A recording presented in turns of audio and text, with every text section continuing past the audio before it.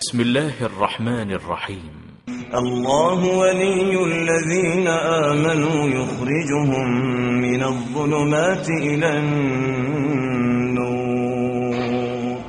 حضرات، ہمارے معاشرے میں کئی ایسی پر اسرار شخصیات ہیں جو وحدت الوجود جیسی خطرناک بیماری کا پرچار تک کر رہے ہیں. ڈاکٹر اسرار صاحب کا اعلان سنیے، ان کی کتاب ہمارے ہاتھ میں موجود ہے. عقیدہ ابن عربی کا ہے، وہی عقیدہ حقیقت ماہیت وجود کے بارے میں میرا ہے. وحی کو لے لو، وحی کو، کتاب و سنت کی باتوں کو عقل کے آگے رکھو، کیونکہ عقل اتنی نہیں دی گئی ہے کہ قرآن و حدیث کی تمام باتوں کو آپ ایکسپٹ کریں. دنیا کی ٹھوکریں کھاتا رہے، غیر اللہ سے واسطے اور وسیلے جوڑتا رہے، درباروں میں گھومتا رہے.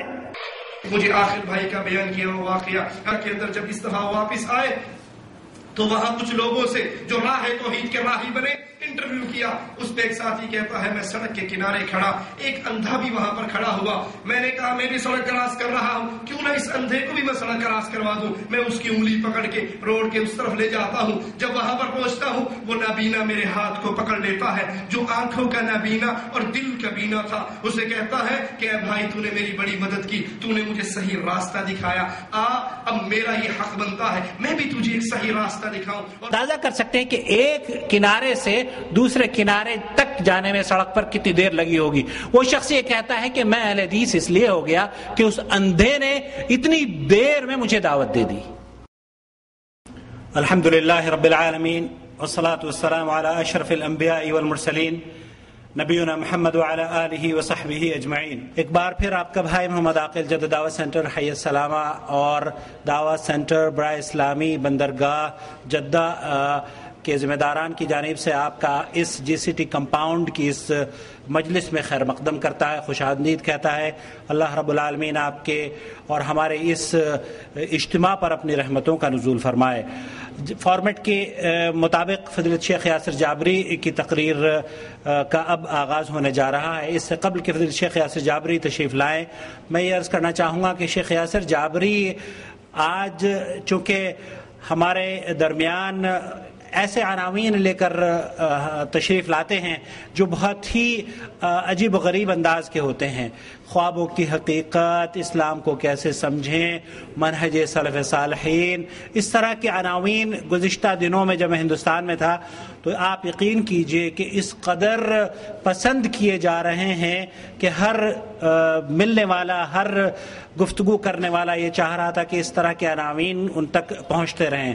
آج کا عنوان چونکہ ہر آدمی اپنے تئیں ایک عاقل یا اپنی عقل پر اتنا انحصار کرتا ہے یا اپنے آپ کو فہم و فراست کے اس مرکز اور اس مقام پر فائز سمجھتا ہے کہ شاید ہی اس جیسا آدمی اس دنیا میں دوسرا بستا ہو. لیکن آج ہم دیکھتے ہیں، سنتے ہیں اور سمجھتے ہیں فضیلت شیخ یاسر جابری سے کہ عقل اور فہم و فراست کا صحیح استعمال کس طریقے سے ہو سکتا ہے. فلیتفضل فضیلت شیخ یاسر الجابری حفظہ اللہ. السلام علیکم ورحمۃ اللہ وبرکاتہ. الحمد للہ نحمده ونستعینه ونؤمن به ونتوکل علیہ ونعوذ باللہ من شرور انفسنا ومن سیئات اعمالنا. من يهده الله فلا مضل له ومن يضلله فلا هادي له واشهد ان لا اله الا الله وحده لا شريك له واشهد ان محمدا عبده ورسوله. اما بعد، اعوذ بالله من الشيطان الرجيم. بسم الله الرحمن الرحيم. يا أيها الذين آمنوا اتقوا الله حق تقاته ولا تموتن إلا وأنتم مسلمون. يا أيها الناس اتقوا ربكم الذي خلقكم من نفس واحدة وخلق منها زوجها وبث منهما رجالا كثيرا ونساء واتقوا الله الذي تساءلون به والأرحام إن الله كان عليكم رقيبا. يا أيها الذين آمنوا اتقوا الله وقولوا قولا سديدا يصلح لكم أعمالكم ويغفر لكم ذنوبكم ومن يطع الله ورسوله فقد فاز فوزا عظيما. قال الله تعالى: وأما بنعمة ربك فحدث. وقال جل شأنه: وما بكم من نعمة فمن الله. وقال سبحانه: والله أخرجكم من بطون أمهاتكم لا تعلمون شيئا وجعل لكم السمع والأبصار والأفئدة لعلكم تشكرون.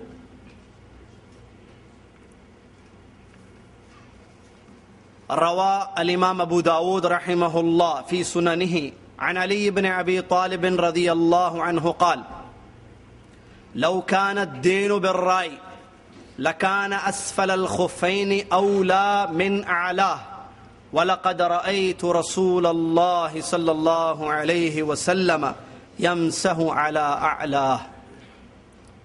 الحديث أو كما ورد في السنن. قال أهل العلم: تقديم النقل على العقل هو منهج السلف الصالح رحمه الله، وتقديم العقل على النقل هو منهج أهل الباطل. انتهى كلامهم رحمه الله.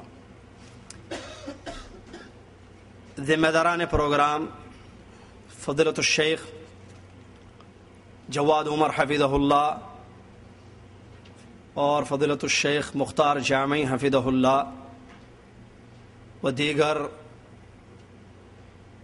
سامعین، برادران اسلام، معزز حاضرین، جیسا کہ ابھی بھائی عاقل نے آپ حضرات کی خدمت میں میری موضوع کی طرف اشارہ کیا، آج انشاءاللہ اللہ کی توفیق اور اس کی مہربانی سے جس موضوع پر میں لب کشائی کروں گا وہ ہے عقل اسلام کی ترازو میں.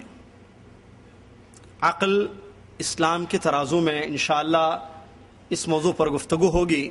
اللہ سے دعا ہے کہ اللہ تبارک و تعالی ہم سب کو علم نافع اور عمل صالح کی توفیق عطا فرمائے. آمین.